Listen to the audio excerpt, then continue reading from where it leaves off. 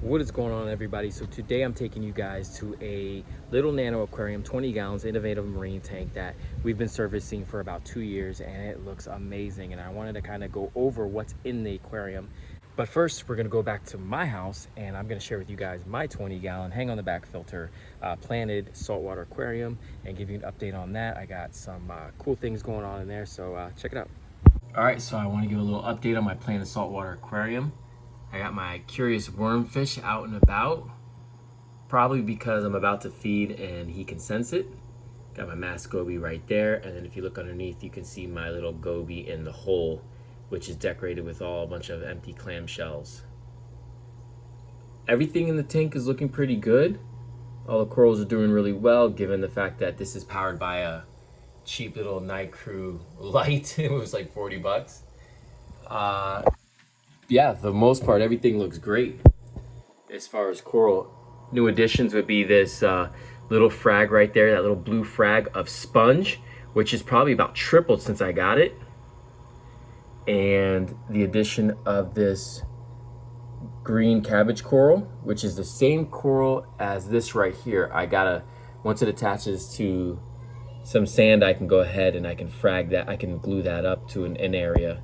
Now I have a new addition as far as fish go, this little grumpy guy right here who's also knowing that I'm about to feed.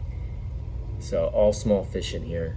So we still got our 4 mask gobies, we got our neon goby right there, and our trima gobies, and I know there's some other trima gobies around here somewhere, but the trima gobies love to hide, and they're so small that it's really kind of hard to spot them sometimes. The sponge is still alive, although it's not doing as great as I'd like it to do. I think it's because the tank has gotten a little too clean. We need to probably dose some stuff to the aquarium to maybe feed the sponge. Oh yeah, I also added some waving hand anthelia right here.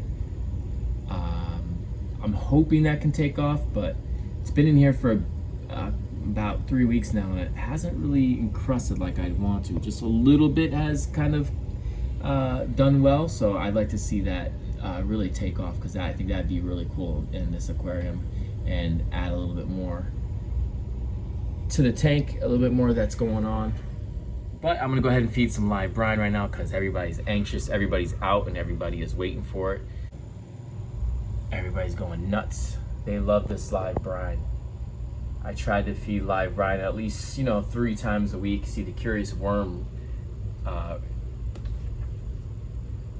does a really good. The curious worm really loves the live brine, and I just love the way that fish swims. It's so freaking cool. It's like a little eel. The mask gobies, everybody enjoys it, and I think it's a kind of a food that I can feed a lot of it. It'll swim throughout the aquarium, and then these guys can kind of pick off what they need as they, throughout the day. So I do a feeding once a week in this tank. Nothing too crazy. Oh, we got the other trima goby here in the corner. Right there, yeah. As soon as I feed, everybody starts to come out. You can see how they like to be in those rocks right there. But as soon as I feed, most of the fish come out. Now, there are some fish that stay out more than others. Being the mask gobies, they stay out the most. They're the ones that are probably the most active, along with this little goby right here. He stays here all the time. Occasionally he'll go, make a new burrow somewhere, but for the most part, this is where he stays. See how fast he is? Jeez. But the neon goby, the mask goby, is the ones that you see the most in this tank, unless it's feeding time. And then you'll see some trima gobies come out, and you see there's another trima goby. He just popped out of here. We are up to about 14 or 15 fish in here, and if you look at this tank, you wouldn't tell that there's about 15 fish in here, because most of them are so small and they stay hidden that, you just can't sense that there's that many fish in here. There's just so many hiding spots in this aquarium. Curious wormfish are probably, I have to say, one of my favorite fish for nano tanks. This guy just does this. This is what he does all day. He's always out and about, like out in the forefront. That beautiful orange stripe down the side, the movement that he has. I wish I had a better camera so I could kind of show you his face. It's hard to really zoom in on him because he's so small. He's got the coolest looking face. He's got like an underbite.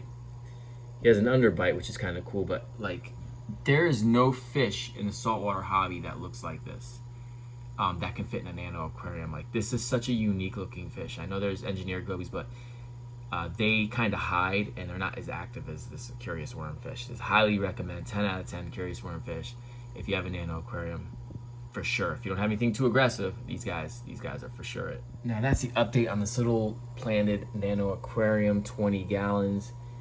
I'm loving it right now. I cannot wait to add more fish. I want to add more coral, but I'm not quite sure what will do good. Again, this light is kind of a cheaper light. It's not great, although the corals are responding in pretty good to it. So yeah, that's shocking to me. I didn't realize that the coral would do that well under this light. So maybe we try some other types of coral, given that the light's doing pretty well for the softies that are in here. So let me know down in the comments what else I should put in here. We got a rock flower anemone here, which looks much better under blue light, because this stays white most of the day, but then it does hit blue in the mornings and at night. So that red, this is a red rock flower anemone. When blues hit, the red is really vibrant. So maybe we do some more rock flower anemones. I'm not quite sure, but I'd love to hear you guys' comments to see what else we should put in here. But I'm really enjoying this tank, especially because it's right by my bed, and it's just kind of cool to look at it as, you know, I'm going to sleep. Really relaxing, something different. You know, I take care of a lot of saltwater aquariums, and it's just nice to do something kind of oddball and weird. And speaking of oddball and weird, over to the side here I have my little mango shrimp tank, and this is where I store my shrimp for my angler fish. And this tank has been doing pretty good too. And look at this guy right there. Angler fish is gonna have a problem eating this one. So yeah, this is where I keep all the shrimp. I feed them good. I'm hoping they'll breed in here, although I don't have high hopes for them. But this way I can feed my angler fish multiple times a week, some shrimp, some live food, to keep him happy, and, you know, see his make him use his angler a bit, and make him, you know, that's just always fun to watch. My son loves it.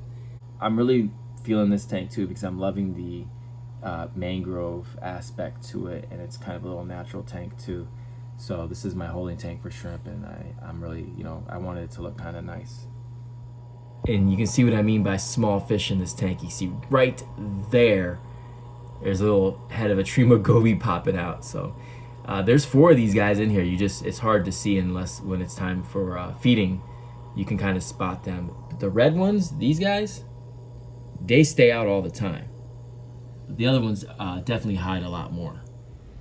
All right, so here we are at the customer's house. This is the tank I wanted to show you guys. I've been working on it for a while, and I love the way it's coming along. We got 2 AI primes on there powering this innovative marine, and it's come a long way. It's finally coming into itself. And first off, we'll start with the anemone. This thing is massive, and I love how the clownfish are being hosted by the anemone. That's their little home. They always stay there.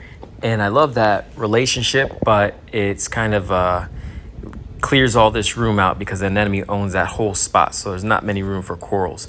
And speaking of corals, we have the hammer coral right here, this toxic hammer. That is doing amazing, although we do have to keep an eye on that anemone. Well, we don't want it too close to that hammer coral. We have some zoas down below here. I'm trying to add multiple different color zoas to this tank. Look, we got some really good coralline algae growing on the rocks now. Now there's a really pretty blasto there, which was higher up, but the anemone was stinging it. So I had to move it down to the bottom because we lost some heads on it. And I want to save that coral. So got to be very mindful of that anemone. But we even got coralline algae, oh my gosh, in the sand. That's crazy. Rock flower anemones down below. Oh, and then check this Worldwide Corals WWC bounce mushroom. These things are ridiculous. This is the only customer who has one of these of all our customers that has the Worldwide Coral bounce mushroom. I think one of our only customer has a bounce mushroom. Yeah, so that's definitely the star of the tank. Although most people will probably say the anemone, you know, people that didn't know as much.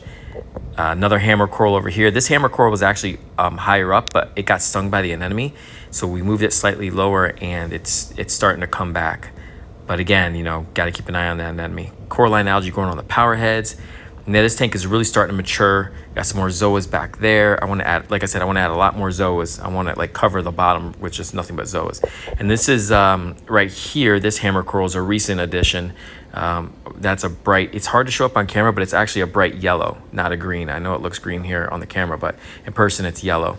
Got a little mini carpet anemone right there, which doesn't move. It's been staying there for a while, but we have a ton of real estate up here, but we just can't do much with it just for the simple fact that that anemone could sting it. Now we have LPS, we have softies, and we have anemones in here. So I added this little SPS frag right here. I think it's a Monoporus setosa, I'm not sure. But I added that to the tank today because I want to get some SPS and make this a true mixed reef. That will make it the first SPS coral ever in this tank. Now here we are with the blue lights on. You can get a little more appreciation of how vibrant the colors are in this tank. You can also see why I want to add more zoas and things like that to add a little bit more color to the bottom. But that bounce mushroom looks amazing under blue lights. The anemone looks amazing under blue lights. The hammer corals look, they're so much brighter. And now that I'm thinking about it, I'm probably going to move that setosa somewhere else because although it doesn't seem to be touching the anemone, or the anemone's not going to touch it, I think it's probably worthwhile to move it a little bit lower. But yeah, this tank is coming along nicely, and let me know if you guys have any, because the customer likes bright. They want bright corals. Let me know if you guys have any ideas for bright corals. In the meantime, I went and moved this setosa down a little bit lower just to make sure that the anemone won't touch it. And I think that'll be a cool spot. That's a bright, bright coral as well. So let me know what you guys think of this tank. Let me know what else we could put in it. And keep in mind the anemone. But yeah, what else would you like to see? Stuff that's bright. Customer, again, wants bright stuff. These little tanks are so much fun because they're a challenge, And bigger tanks, you have room for error. But with little tanks, if you mess up, the whole tank can be done. So we don't have many nano aquariums on our route, so when I have one, I just like to share it with you guys. Thank you guys so much for watching. Please comment down below. Have a good one.